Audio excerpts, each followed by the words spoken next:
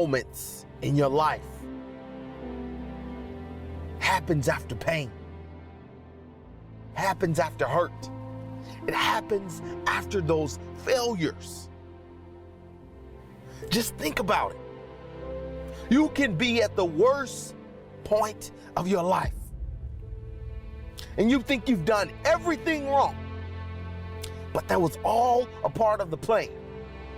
Yeah, you may have messed up. Yeah, you may have put yourself in a bad predicament. So what are you waiting for?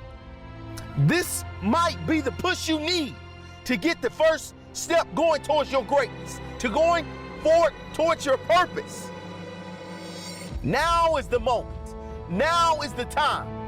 Stop looking back, talking about what you can't do, how you failed, how you're not qualified, how they're smarter than you, how they're stronger than you. I don't want to hear that. Take this next moment and think about where you can be if you put your all into what you want to do. And if you don't know what to do, say, lead me, guide me into being the man or woman that you want me to be. If it's a big decision you have to make, it may be a marriage on the downfall. It may be a job situation going on. It may be something that you can't control. You don't have to go through this alone. It's in those moments of weakness He makes you strong. If you humble yourselves and call upon His name, there's a greater you inside of you. And you don't even know it right now. You may be hurt. You may not have a positive thought in your mind. But I'm telling you, after you cut this video off and you go back to your regularly scheduled program, your life, you will be better. You will do better. You will take that first step to your purpose. And if you have fallen off or you feel you've failed at your purpose, that's just a part of your makeup. So once you reach your greatness, you can tell people that you have to go through in order to get to your greatness. You have to go through. You got to fall down. You got to get back up and go at it again and again and again and again. There's not an easy road to being great. You will fail at some point in your life. Accept it. You will lose. You will embarrass yourself. You will suck at something.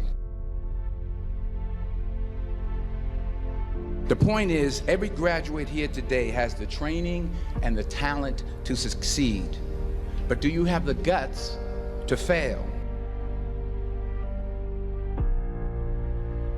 If you don't fail, you're not even trying. To get something you never had, you have to do something you never did.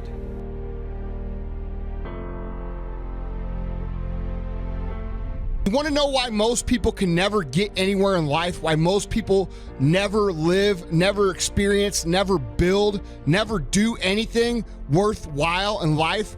You know why? Because most people's egos are so inflated and so fragile that they won't allow people to see them be bad at something.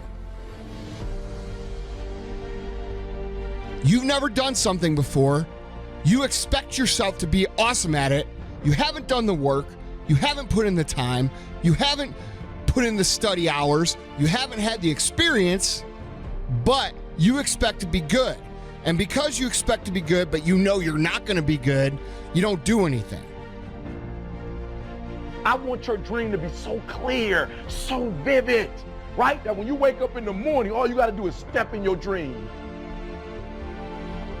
Only thing that's going to get you up out that bed, the only thing that's going to make you strive past that obstacle, get past that brick wall, and it's coming. The only thing that's going to make you get up and do what you're supposed to do is what you see. When you wake up in the morning, look at your goals. Your goals gonna tell you what time to get up. Your goals gonna tell you who you should be hanging out with. People are going to laugh at you. People are going to point at you. People are going to make fun of you. But if you understand that losing and getting laughed at and all these things, and you understand how to use those things to improve and get better, you're going to have the last fucking laugh. It's a strange time we're living in right now, where people from the countries that have the most feel like they have the least.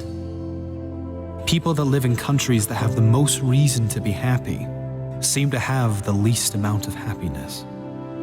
Why is this? Is it comparison?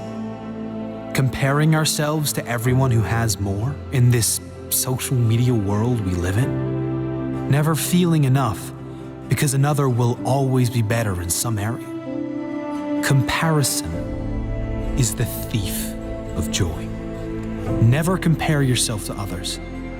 It doesn't matter how great you are. If you are not grateful for who you are and what you have, you'll never be happy. There's always going to be someone who has more money than you. There will always be someone doing better than you, someone fitter than you, better looking than you. If you are always comparing yourself, you'll always lose. One thing other people will never have over you: they are not you. Your greatest asset is that you are unique. And when you are free to be exactly as you are, that's the greatest way to live. The less you care, the happier you'll be. Unhappiness and depression comes when you focus on what you don't have. Instead, if we appreciate what we do have and focus on where we do want to be, we can feel better almost instantly. Appreciation and gratitude is the single most powerful way out of depression or any low states. You cannot feel both deep gratitude and negativity at the same time. If you can, you're not feeling the gratitude. You might be saying you're grateful, but you couldn't be feeling it, because science shows that gratitude and depression do not go together. Another important principle that helps many who suffer with depression and anxieties is this: they are almost certainly, in every case, not depressed or suffering with anxiety 100% of the time. They have selective depression, selective anxiety. There are moments, even if they are brief, of laughter, of feeling hopeful about the future, brief moments of happiness, of connection with others, brief moments of love and feeling good. It's certainly not a conscious selection, rather something that comes about with triggers and from a lifetime of conditioned thoughts. I can only be happy if X, Y, and Z occurs in my life. Having rules like I can only be happy if will always ensure unhappiness, because life always throws challenges and obstacles your way. Keeping this in mind, you then can understand on an intellectual level that depression and anxiety does not have to be permanent.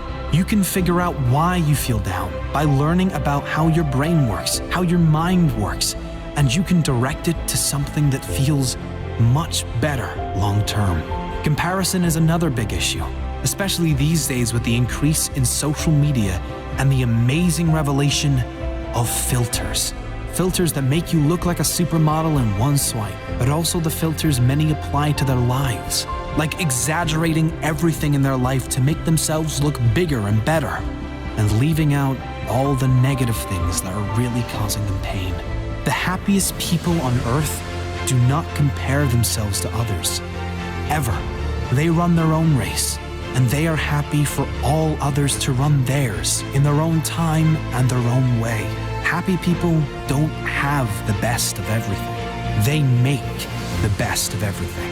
Things will never work out as planned. This is life, not a movie.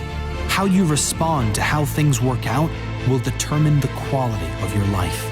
Let me ask you this. Do you believe there has ever in the history of this world lived a human that was depressed beyond measure in a world of suffering, but still somehow managed to turn it around? and create a life not only amazing to him, but envied by others? Of course there has. The truth is, the pain you feel when you are depressed is coming from your thoughts about your current life situation or situations. Not the events, but your thoughts about the events.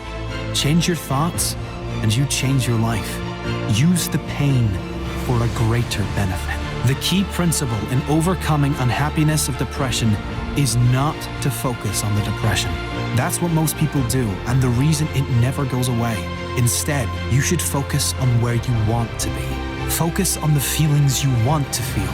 Focus on the person you want to become and work towards doing the things that you must do to become that person. Feel how you would feel if everything in your life fell into place. One of the fastest ways out of depression is to create a compelling future, a greater purpose for your life.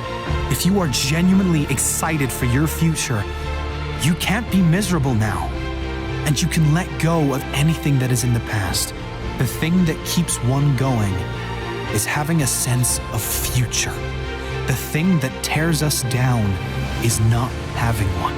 Set meaningful goals that get you working towards something that excites you. Don't be attached to outcomes or gaining of material things, but get excited about who you will become, how you will develop, and who you will be able to help as a result of you creating this amazing life for yourself. Who will benefit from you living a happier life? Who will benefit from you being the example for others?